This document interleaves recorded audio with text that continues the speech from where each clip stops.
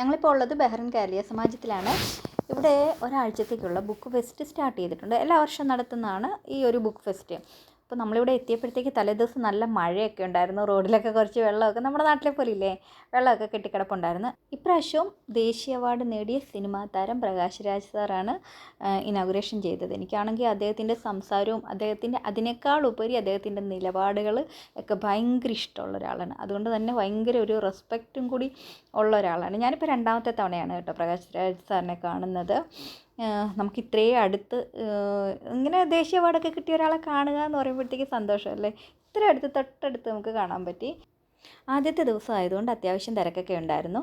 എനിക്ക് തോന്നുന്നു ഡിസംബർ 8 തീയതി വരെ ബുക്ക് ഫെസ്റ്റ് നടക്കുന്നുണ്ട്. അപ്പം പോകാൻ ചാൻസ് ഉള്ളവർക്കൊക്കെ പോയി ബുക്സൊക്കെ വാങ്ങിക്കാം. കുട്ടികളുടെ ബുക്ക്, നമുക്കൊക്കെ വായിക്കാൻ പറ്റുന്ന പലതരത്തിലുള്ള ബുക്സ് എല്ലാം ഉണ്ട്. ഇതിൽ ബഹ്റിനിൽ തന്നെയുള്ള എഴുത്തുകാരുടെ ബുക്സൊക്കെ ഉണ്ട് കേട്ടോ. അപ്പോൾ നമുക്ക് ബഹ്റിനിലുള്ള ഒരു എഴുത്തുകാരനെ പരിചയപ്പെടാം. എൻ്റെ പേര് ആദർശ് മാധവകുട്ടി. ഞാൻ 13 വർഷമായിട്ട് ബഹ്റിനിലുണ്ട്. ഇതെൻ്റെ 6ാമത്തെ പുസ്തകമാണ്. ഇത് ഒരു റൊമാൻറ്റിക് ഫിക്ഷനാണ്. DC ബുക്സാണ് പബ്ലിഷർ. ഞാൻ TKM കോളേജിൻ്റെ അലുമിനിയാണ്. എൻ്റെ റൈറ്റിങ്ങിൻ്റെ ഒരു പാഷനായിരുന്നു. So it's my 6th book. Please read this book. Give me the feedback. Support this book. Thank you. ചേച്ചി ഏത് ബുക്കാണ് നോക്കണേ? മധു വാസുദേവൻ എന്ന് പറഞ്ഞിട്ട് ഇത് എന്താണ് സിനിമയിലൊക്കെ പാട്ടൊക്കെ എഴുതുന്ന ആളാണ്. ആ ഒരു ബുക്കാണ് ഞാൻ നോക്കുന്നത്.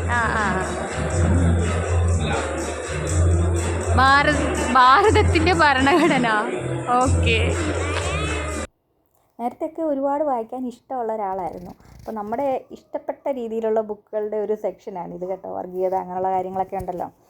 പിന്നെ യേശുദേവൻ, അതുപോലെ സുരേഷ് പിള്ളയുടെ ബുക്ക്. കുക്കിങ്ങും എൻ്റെ ഒരു പാഷനായതുകൊണ്ട് ആ ഒരു ബുക്കും എനിക്ക് ഭയങ്കര ഇഷ്ടമാണ്.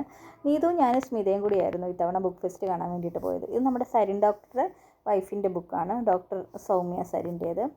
അതുപോലെ പൗലോ കൊയ്ലിയുടെ, മീരയുടെയൊക്കെ ബുക്സൊക്കെ എനിക്ക് ഭയങ്കര ഇഷ്ടമാണ്. ഈ ഒരു താലിയുടെ ഫോട്ടോ കണ്ടപ്പോൾ എൻ്റെ താലി ഇതുപോലത്തെയാണ് കേട്ടോ. തട്ടാത്തി പെണ്ണിൻ്റെ കല്യാണം എന്നുള്ള ബുക്ക് കണ്ടു. ആടുജീവിതം സിനിമ, ദൃശ്യം, അതിൻ്റെയൊക്കെ മൂവികളുടെ സ്റ്റോറി ആയിട്ടുള്ള ബുക്കുകളുണ്ട്. പിന്നെ പഴയ ബുക്കൊക്കെ ഇല്ലേ, ചെമ്മീൻ്റെത്, ആൽക്കമിസ്റ്റ്, പൗലോ കൊയ്ലിയുടെ ഞാൻ വായിച്ചിട്ടുള്ള ബുക്കാണ്. നല്ല കുറച്ച് പ്രശസ്തമായിട്ടുള്ളൊരു ബുക്കാണ്. നാറാണത്ത് ഭ്രാന്തൻ. ഇത് ഞാൻ കാണിക്കാനുള്ള കാര്യം എന്താണെന്നറിയാമോ? ഇതിലെ ഒരു കവിത ഞാൻ സ്ഥിരമായിട്ട് സ്കൂളിലൊക്കെ പഠിച്ചുകൊണ്ടിരുന്ന സമയത്ത് സ്കൂളിൽ അവതരിപ്പിച്ചിരുന്ന ഒരു കവിതയാണ്. സാധാരണ എല്ലാവരും അതിലെ 12 മക്കളെ പെറ്റൊരമ്മ എന്ന് പറയുന്ന കവിതയാണ്. പക്ഷേ ഞാൻ ഇതിൽ സന്താനഗോപാലം എന്നുള്ള കവിതയായിരുന്നു സ്കൂളിലൊക്കെ കൂടുതലും അവതരിപ്പിച്ചുകൊണ്ടിരുന്നത്. അപ്പോൾ ആ ഒരു ബുക്ക് കണ്ടപ്പോൾ എനിക്ക് പഴയ കാലങ്ങളിലേക്ക് ഇങ്ങനെ പോയി.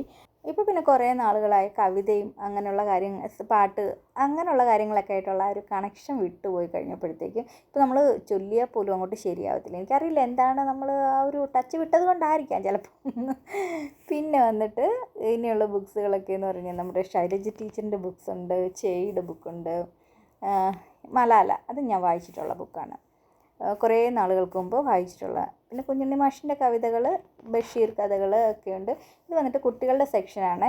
ഇവിടെ വിംബി കിഡിൻ്റെ ആമി ഭയങ്കര ഒരു വിംബി കിഡിൻ്റെ ഒരു ആരാധികയായിരുന്നു. അതിൻ്റെ എല്ലാ സീരീസും നേരത്തെ വാങ്ങിക്കുമായിരുന്നു. ഇപ്പോൾ ആ ഒരു ഇഷ്ടം കഴിഞ്ഞപ്പോൾ വേറെ രീതിയിലുള്ള ബുക്സൊക്കെയാണ് കൂടുതലും ഇഷ്ടപ്പെടുന്നത്. പക്ഷേ അവൾ വന്നില്ലായിരുന്നു കേട്ടോ. അവളും ശ്രീശേഷനും വന്നില്ല.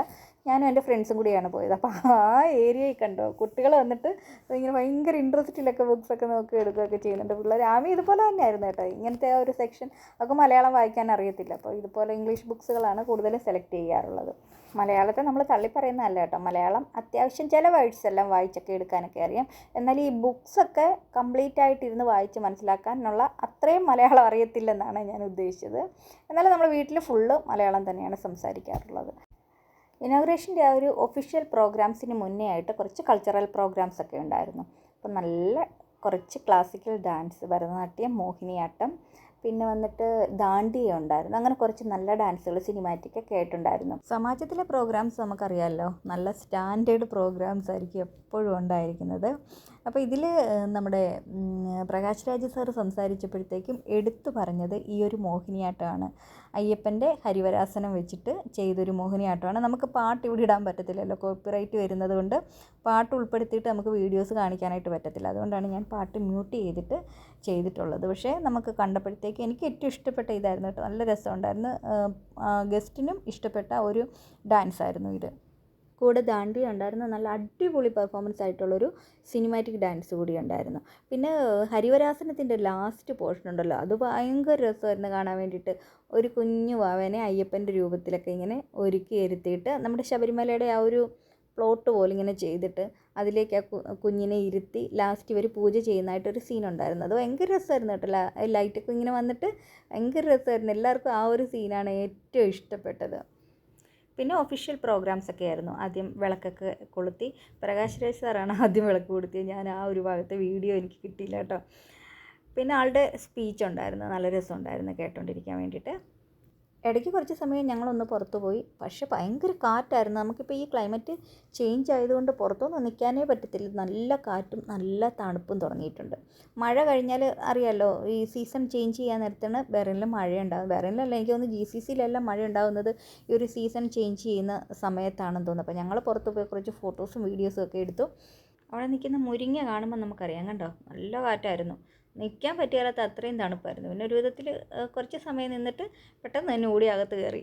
ഒഫീഷ്യൽ പ്രോഗ്രാം കഴിഞ്ഞപ്പോഴത്തേക്കും നമുക്ക് പ്രകാശ് രാജ് സാറുമായിട്ട് നേരിട്ട് സംസാരിക്കാനുള്ളൊരു ചാൻസ് ഉണ്ടായിരുന്നു കേട്ടോ. അപ്പോൾ സ്റ്റേജിൽ നിന്ന് പുറത്ത് ഇറങ്ങിയിട്ട് അവിടെ ഒരു ഇരിക്കാനുള്ള കാര്യങ്ങളൊക്കെ സെറ്റ് ചെയ്തു. നമുക്ക് മൈക്ക് തരുമായിരുന്നു. എന്തെങ്കിലും കാര്യങ്ങളൊക്കെ ചോദിക്കുകയും ആളതിൻ്റെ മറുപടി പറയുകയും ചെയ്യുന്നുണ്ടായിരുന്നു. അപ്പം ഇംഗ്ലീഷിലായിരുന്നു.